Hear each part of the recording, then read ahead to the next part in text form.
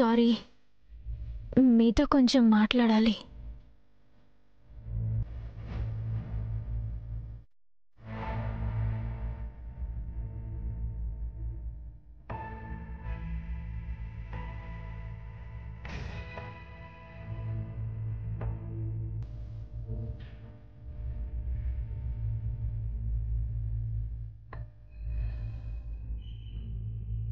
మీరు చాలా అదృష్టవంతురాలు. అందరూ ఆయన్ని ఇష్టపడుతుంటే ఆయన మిమ్మల్ని ఇష్టపడేలా చేసుకున్నారు. ఆడపిల్లకి వయసొచ్చాక తనకి రాబోయే భర్త గురించి కలలు కంటూనే ఉంటుంది. ఆ కలలు కళ్ళ ముందు నిలబడితే అది ఏజే.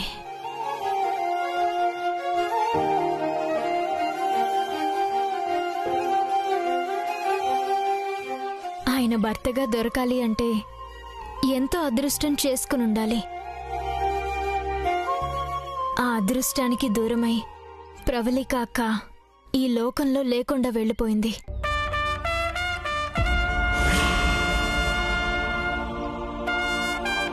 ఆ తర్వాత ఆ అదృష్టం నాది అనుకుంటే మీ రాకతో నాది కాదు అని అర్థమైపోయింది. భర్త ప్రేమగా దగ్గరికి తీసుకుంటే అయోధ్య కంటే ఆడతే అందంగా కనిపిస్తుంది అని రామాయణం చెప్తుంది.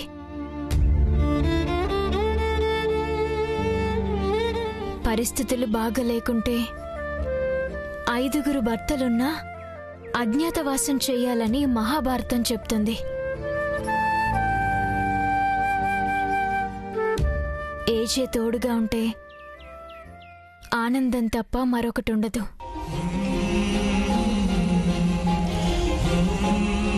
ఆ అదృష్టం మీకు దక్కింది.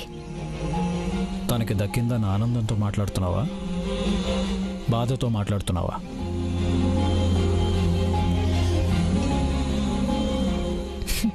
బాధపడటానికేముంది? బాధపడినా చేయగలిగేదేముంది? కానీ బాధ్యతలు అప్పగించాలిగా. అంటే భార్య భర్త అన్న తర్వాత ఒకరి కోసం ఒకరుండాలి. ఒకరి కోసం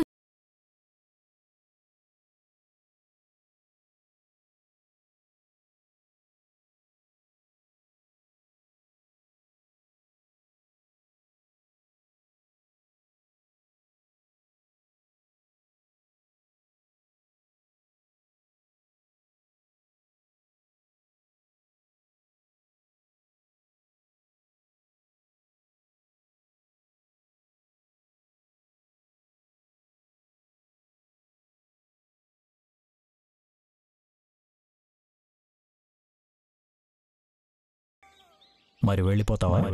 చేరని దూరం మన కలయిక తీరం మునిమాకుల చందం మన ఇరువురి. అదేగా మీ కోరిక? నీ ఆలోచన అదేగా. భార్య భర్తలుగా ఇద్దరిని కలపాలని చాలా మంది ఆలోచిస్తారు. కానీ విడిపోవాలి అన్నప్పుడు మనకి మనమే ఆలోచించుకోవాలి. ఆలోచిస్తాను.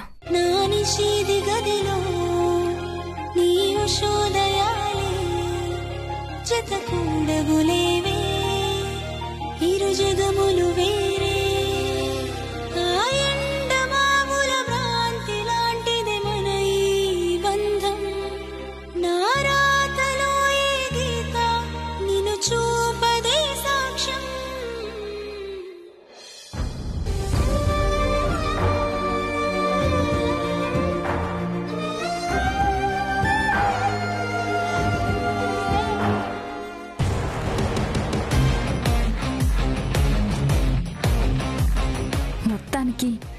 భాను బయటికి వెళ్లే పరిస్థితి వచ్చిందని అర్థమైంది. బయటికి వెళ్ళినా ఏం చేస్తుందక్కా? ఆ ఆలోచన తనకే వచ్చినప్పుడు మన దారిలో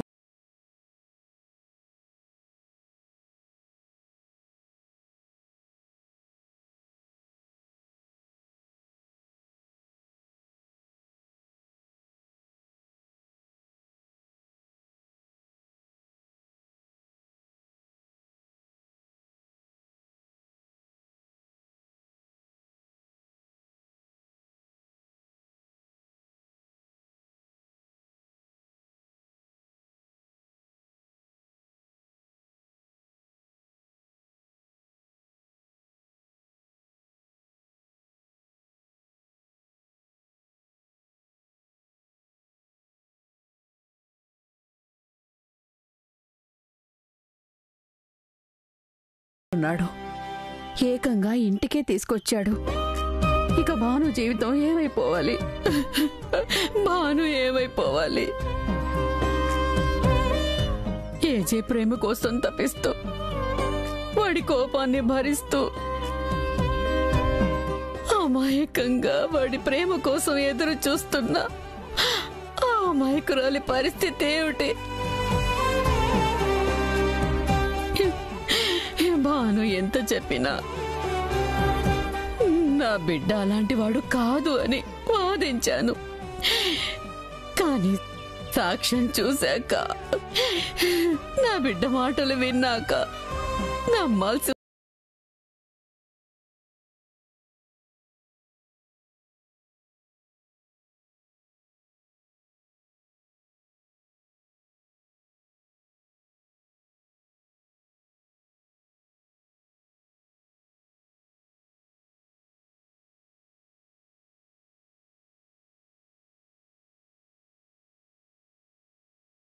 చేసుకుంటారు ఎందుకు? భాను ఇంట్లోంచి వెళ్ళిపోవటం మీకంత ఆనందంగా ఉందా? భాను ఏజే భార్యగా, ఈ ఇంటి కోడలిగా పనికి రాదని మొదట్నుంచి నేను చెప్తూనే ఉన్నాను కదా జయమ్మ. సాటి ఆడపిల్ల జీవితం అన్యాయం అయిపోతుందన్న బాధ లేకుండా అలా మాట్లాడటానికి అసలు మీకు మనసేలా ఒప్పుతుంది?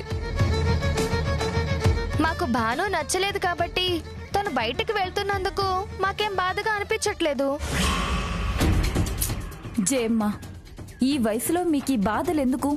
హాయిగా దేవుడి ముందు ఏ రామాయణమో మహాభారతమో చదువుకుంటూ కూర్చోవచ్చు కదా. జరగాల్సినవి జరిగిపోతూ ఉంటాయి. ఏమిటి జరిగేది? నేనుండగా భానుకు అన్యాయం జరగనిస్తానా? ఇంకా ఏదో చెయ్యాలని మీరు తాపత్రయపడినా ప్రయోజనం ఉండదు జయమ్మ. ఏజే అమ్మాయిని తీసుకొచ్చారు. ఒక్కసారి నిర్ణయం తీసుకున్నాక ఆయన మారరు. ఇష్టం లేదంటున్నా బలవంతంగా చెయ్యని కాపురాన్ని చేయించడం కన్నా ఏజే నాకు ఇష్టం అని చెప్తున్నా ఆ అమ్మాయికే ఇచ్చి పెళ్లి చేస్తే అందరం హ్యాపీగా ఉంటాం. నోరు ముయ్యండి.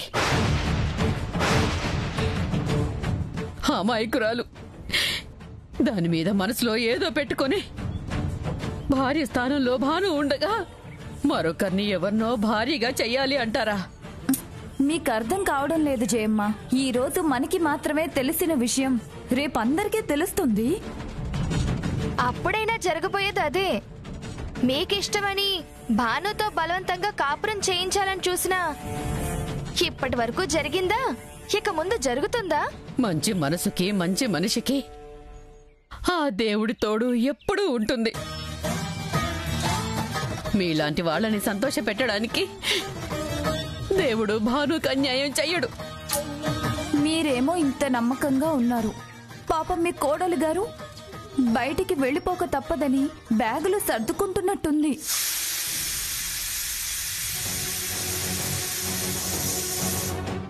ఏంటి, పొయ్యి మీద ఏమైనా పెట్టావా మాయా? నేనేం పెట్టలేదు.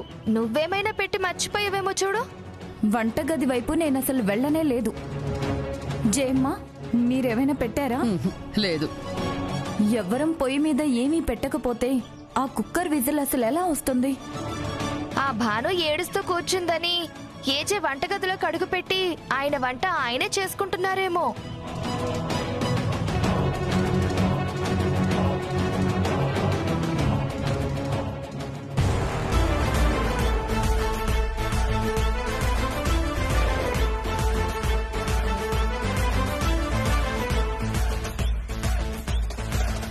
అబ్బబ్బబ్బబ్బా, భలే ఆకలేస్తుంది. అందుకే ఇడ్లీ సాంబార్ తింటున్నాను. ఇడ్లీలో సాంబార్ వేసుకుని తింటుంటే ఆహాహాహా, ఆ టేస్టే వేరు.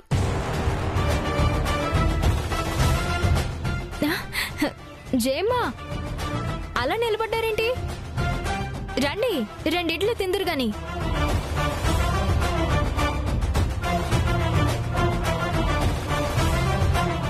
ఇలా జరిగిందేమిటా అని నేను బాధపడుతూ ఉంటే నువ్వేమిటి భాను?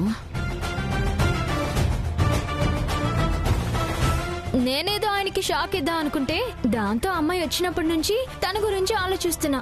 అందుకే ఒకటే ఆకలి, ఉదయం నుంచి ఒకటే ఆకలి. పొద్దున్న అంత విషయం జరిగింది. ఏజే నీతో ఏం చెప్పారో మర్చిపోయావా? ఇల్లన్న తర్వాత ఫంక్షన్లు జరిగినట్టు విషయాలు జరగడం కూడా కామనే కదా, అవన్నీ పెద్దగా పట్టించుకోకూడదు.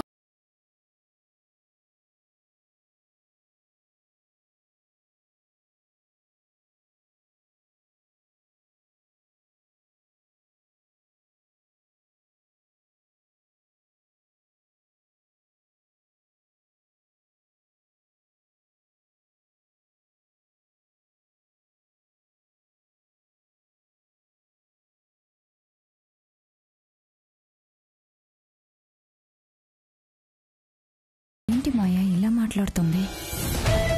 ఏజే పనులకి పిచ్చిగాని పట్టిందా ఏంటి? నాకు అదే అనుమానం వస్తుంది. మర్చిపోయాను దక్ష, చట్నీలో కొంచెం ఉప్పు తక్కువైంది, కొంచెం ఉప్పు తీసుకొస్తావా? ఏజే అన్ని మాటలు అన్న తర్వాత కూడా నీకెలా తినబుద్దవుతుంది? ఇదే మేమైతే రాత్రికి రాత్రి ఇల్లు వదిలిపెట్టి వెళ్ళిపోయేవాళ్ళం. ఎందుకు వెళ్ళాలి? ఏం జరిగిందని వెళ్ళాలి? మీకంత బాధగా అనిపిస్తే మీరు వెళ్ళండి. నా ఇంట్లోంచి నేను వెళ్ళాల్సిన అవసరం నాకేంటి?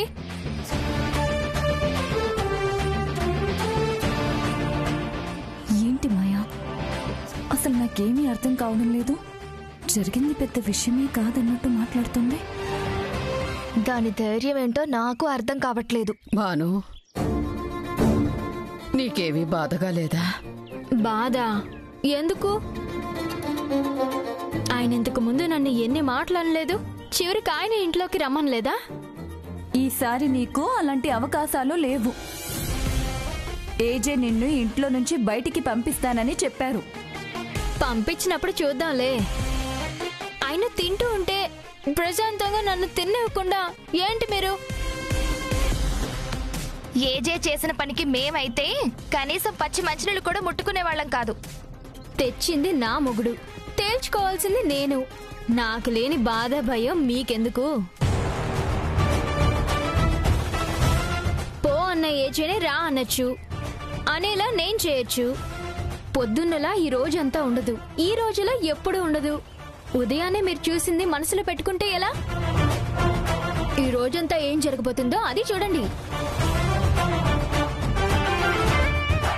నువ్విలా మాట వినువు. ఏజేతో చెప్పి తనతోనే నిన్ను బయటికి పంపిస్తాను. మరీ అంత ఆవేశపడకు, ఆయన ఇంట్లోనే ఉన్నారు. ఇక్కడికే వస్తారుగా.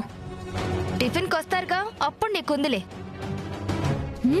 వస్తారు. రాకుండా ఎలా ఉంటారు? ఆ అమ్మాయితో కలిసి కూర్చుని తింటారు.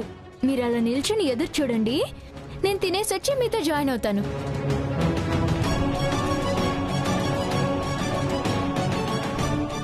వామ్మా, ఏంటక్క ఆ ధైర్యం? ఏం చూసుకుని అంత ధైర్యంగా మాట్లాడుతోంది? అదే నాకు అర్థం కావడం లేదు. అనుమానమే లేదు, ఏజే ఇచ్చిన స్ట్రోక్కి భానుకి పిచ్చి పట్టినట్టుంది. ఆ అమ్మాయి రాగానే ఇంట్లో నుంచి వెళ్ళిపోతుంది అనుకున్నాం, కానీ పాపం పిచ్చాసుపత్రికి పోతుందన్నమాట. మరీ అంత ఎక్కువ ఊహించుకోవద్దు, లేదంటే మీరు వెళ్లాల్సి వస్తుంది. మేమేమన్నా? మీరేమనుకున్నారో నాకు తెలుసు, నేనెందుకన్నానో మీకు తెలుసు. నన్ను ప్రశాంతంగా తిననివ్వండి, ఆకలేస్తుంది. ఆ అమ్మాయి ఇంట్లోకొచ్చి కూర్చుంది అన్న దిగులు లేకుండా నీ మాటలేమిటో, అసలు ఆ తినటమేమిటో నాకేమీ అర్థం కావడం లేదు.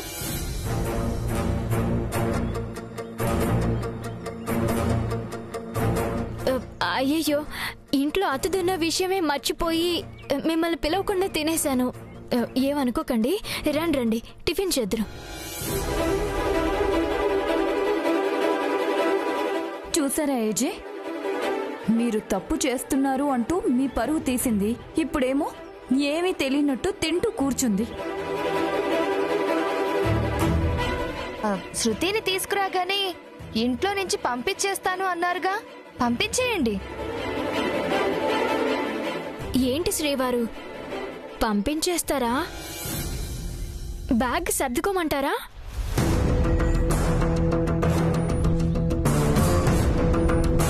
ఛాలెంజ్లో ఓడిపోతే వెళ్ళిపోతానన్నావుగా, మరి బయలుదేరు.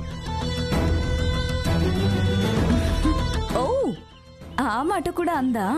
అయితే ఇంకా ఆలస్యం ఎందుకు? తిన్నది చాలు, ఇక బయలుదేరు. ఊరుకో దక్ష, నీకు ఆవేశం ఎక్కువ, ఆలోచన తక్కువ. ఇప్పుడు నేనెందుకు వెళ్ళాలి చెప్పు? ఎందుకేంటి? ఛాలెంజ్ చేసావుగా. చేశాను. ఏమని చేశాను? శ్రీవారు, మీకు గుర్తుందో లేదో మీరు వినండి.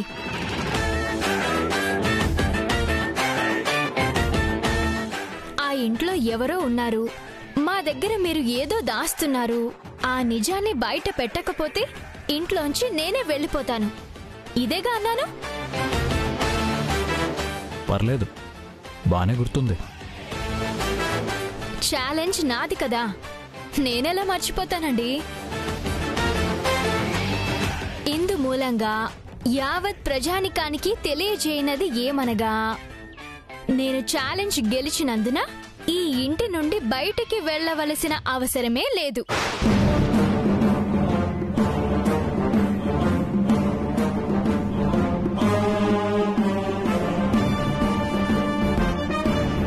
నువ్వెక్కడ గెలిచావు? నిజాన్ని బయట పెడతాను అని నేనంటే నా భార్యకి అంత కష్టం ఎందుకని ఆయనే నిజాన్ని ఇంటికి తీసుకొచ్చారు. అంతే కదండి?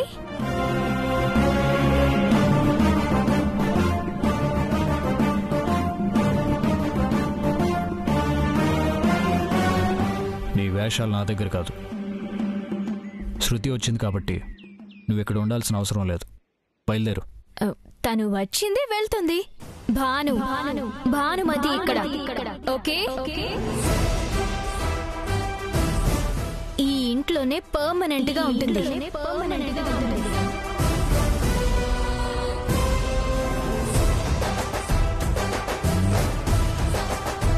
శృతి ఎవరో చెప్పినా నీకు అర్థం కావట్లేదా? అయ్యో, ఎందుకు కాదు? తన గురించి నాకు తెలియకపోతే కదా. ఏం తెలుసు నీకు తన గురించి? వినే ఓపిక ఉందా? చెప్పేంత మ్యాటర్ నీ దగ్గర ఉందా? ఉంది.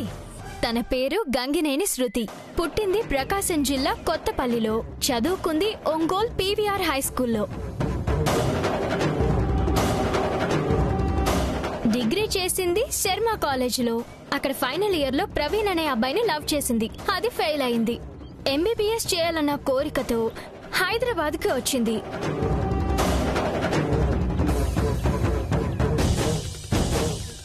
ఎంబీబీఎస్ చేస్తుండగా సుహాస్ అన్న అబ్బాయిని లవ్ చేసింది. అతను ఆల్రెడీ లవ్ లో ఉన్నాడు కాబట్టి అది కూడా ఫెయిల్ అయింది. ప్రస్తుతానికి ఒక ప్రముఖ హాస్పిటల్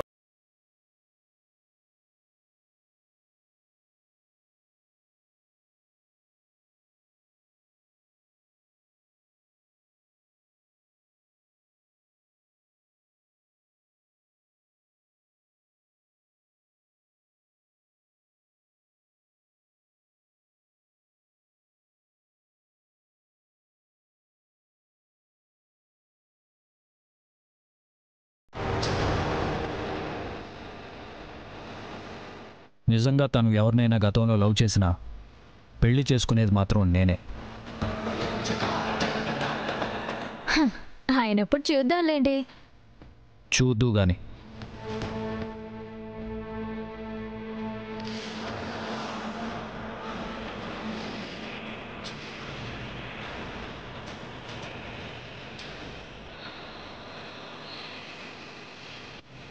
మీకు ఇంకేమైనా క్లారిటీ కావాలా?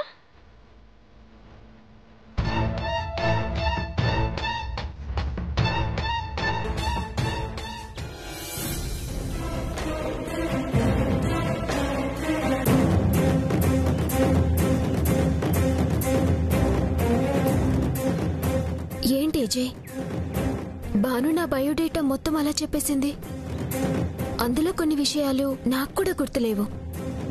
నా గురించి నేనే మర్చిపోయిన విషయాలు తనకిలా తెలిసాయి.